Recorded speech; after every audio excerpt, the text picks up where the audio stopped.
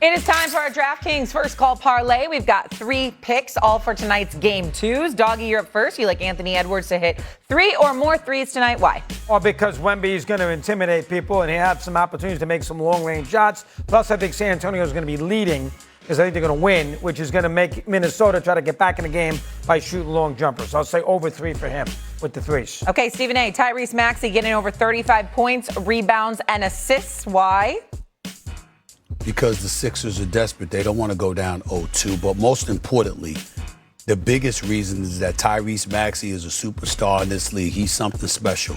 And he was not that in Game 1. That is not Tyrese Maxey. That was a man that was tired, emotionally exhausted from a 7-game series against the Boston Celtics, coming back from a 3-1 deficit. He is far, far better than that. And oh, by the way, quietly very prideful. He is not going to sit down and have a duplicate performance from Game 1.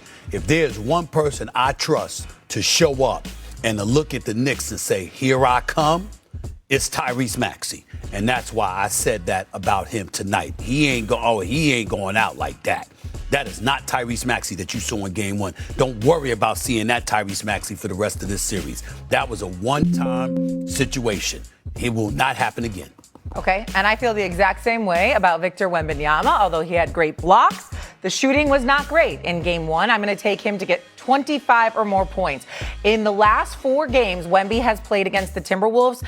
3 of those games, he has scored 25 or more points. Also, following a loss, when Wemby plays, the Spurs 5-0. Following a loss when Wemby plays. Keep that in mind. I expect him to have a huge night tonight against the Timberwolves. Let's talk more about this series here, specifically the Timberwolves and the Spurs. Ant in Minnesota taking Game 1 after knocking out Jokic and the Nuggets in the previous series. Are we maybe sleeping on the Timberwolves? They have been to the Western Conference Finals the last 2 seasons. Wendy?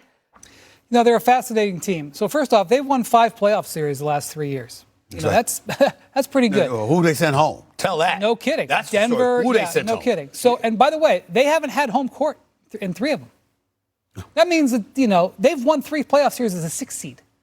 Okay, and you know, during the season when they were struggling and they were like, you know, dancing with the play-in, you'd pick up the stats and you'd take a look and you'd say, damn, they're in the top 10 in offense and top 10 in the defense, those Minnesota Timberwolves. Under the hood, they are a very dangerous team. They just kind of mess around in the regular season. Like and it's got to drive Finch crazy. And by the way, Chris Finch is low-key developing one of the most impressive resumes of any current head coach in the NBA. Because the way he's able to retrofit his team and play the games and you know, move lineups around and stuff, like he won the Game 7 in the last round with a lineup he hadn't really played all year, and the way he works the referees, like, they got something going here. And the whole thing, everything about this series changed when that injury report came out on Sunday, Shea, and all of a sudden Ant Edwards was questionable. Yeah. Whoa. That means that this series is going to be, you know, right from the start. So I will say this. Tonight, I think that one of the most important things is how much can Ant give. He played 25 minutes, and Finch did a great job, Stephen A. Yes. Of managing those 25 minutes he had, but he was exhausted at the end of the game. He made some fatigue mistakes. And, you know, we never see Ant with more swag than when he wins a road playoff game. That's when he gives the best quotes, bring your ass and all that stuff.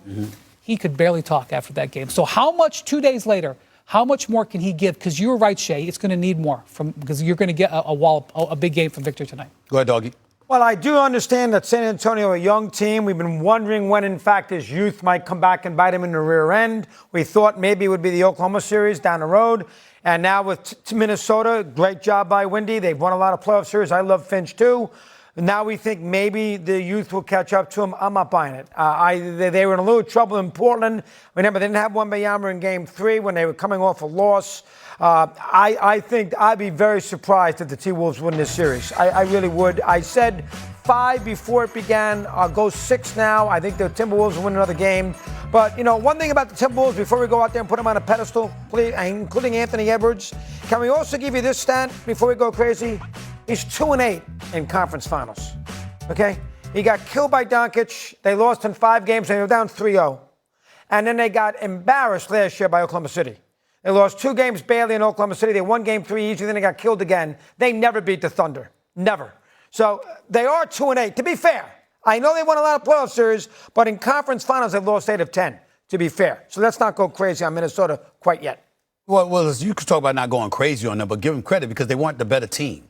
You understand? And they still got the back-to-back conference finals appearances. I understand that you bring up championships when you want to bring up championships and you ignore them when you want to ignore them because that's what your specialty is. But the fact is that if they were the favorites, your argument would be far stronger than them being a 6th seed. And by the way, think about who, like I said, Ant-Man has sent home. He has sent KD home. He has sent LeBron and Luka home. He has sent Jokic and Murray home. This is what he has done. He sent Devin Booker home. This is what Ant-Man has done. He's exhausted. He's expected to miss the game because his knee was jacked up.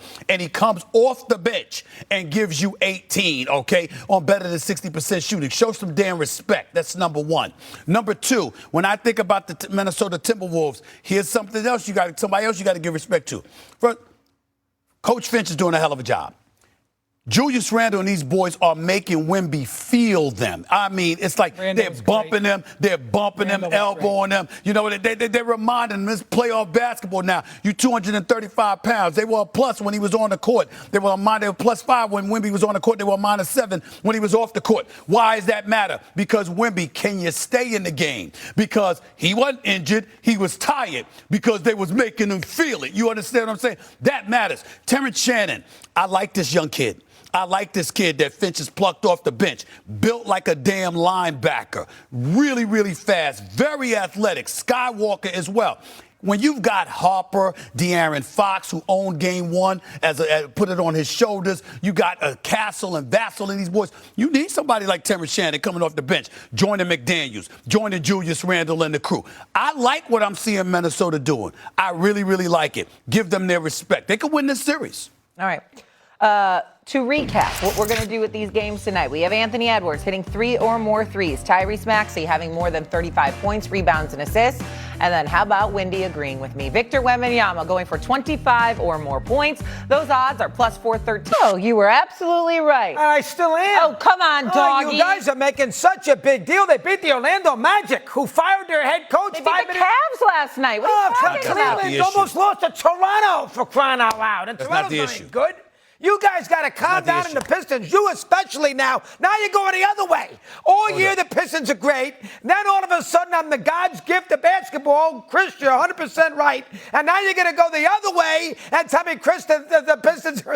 You can't have it 3 different ways, Steve. I'll give you 2, not 3. Let me tell you this. Let me tell you something. I'm still nervous about the Detroit Pistons. I'm still nervous. Let me tell you. First of all, Tobias Harris, who we've all known for decades, one of the true class acts in professional sports. That brother has turned it up a notch and has shown up in these playoffs and has been that secondary option since Detroit was down 3-1. That's why they really won the series. Cade Cunningham's going to be Cade Cunningham. He's a superstar in this league. The brother's special, all right? But we were looking for somebody to show up and to help them. And Tobias Harris has been that dude. People were saying it was supposed to be Jalen Duren. No, it wasn't going to be him. It was Tobias Harris who dropped 30 in the game 7.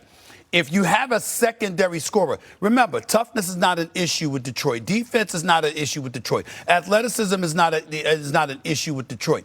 Detroit's lone issue is finding a secondary scorer. Once you have that secondary scorer, you got the road, and the road to the finals has to come through Detroit in all likelihood. You see, they ain't at the Palace in Auburn Hills, an hour away from downtown anymore. They downtown. And I haven't been there yet. But to see that atmosphere, I mean, that's a real home court advantage. I'm not underestimating them. I just love the fact that Mike Brown did something that I never thought would happen. He took the ball away from Jalen Brunson to Cat. Cat's been a point center, doggy. And point center and having the offense run through him and Jalen Brunson moving without the basketball, having more opportunities created for himself. Mikal Bridges suddenly hitting 7 to 10 shots. I mean, who would have thunk it? I'm like, what? This is a miracle. OG balling, no surprise there. Karl Anthony Towns balling, proud of him. But I didn't expect to see that switch from Mike Brown, and Mike Brown is showing why they made the switch from Thibodeau to him, because even though you knew there was going to be slippage defensively, Wendy, you didn't you knew you were expecting an upgrade offensively, and finally we're seeing it. I'm just going to say my favorite thing about the NBA is the drama of a playoff series, the twists and turns and the back and the forth. You just showed Shea video from April 29th, last Wednesday. What are these dudes going to be saying on what is it? Going to be May 13th when they think, well, maybe the Knicks are up 3-0. Maybe that series is over.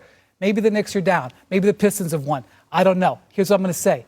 Embrace the I don't know. That's what we love about it. Dougie, are you willing to say maybe you were wrong about the Pistons? What's it going to take? Absolutely not. Go to the NBA final. Okay. Beat the Knicks. All right, they got to win. That's not right, doggy. That's not right. That's not right. Yes, If they get to the conference finals, you got to give them credit. They won 60 games. You got to give them credit. Ant and Wemby.